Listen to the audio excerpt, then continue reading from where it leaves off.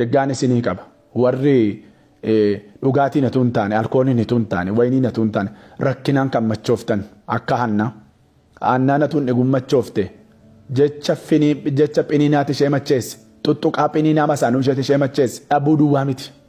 rakkinaan kan machooftan dhukkubaan kan machooftan du'aan kan yaaddoodhaan jecha adda addaatiin kan machooftan maqaa Yesuus ilma Waaqayyoon xoofoo sana sirkaa fuudheera guyyaa kanaa kaasee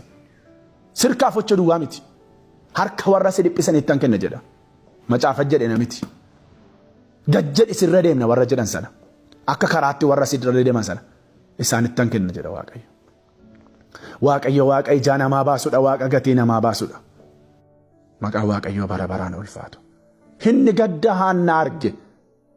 heeliin lubni Waaqayyoo machooftuudha ittiin jedhe hin machoofne isheen rakkinaan machoofte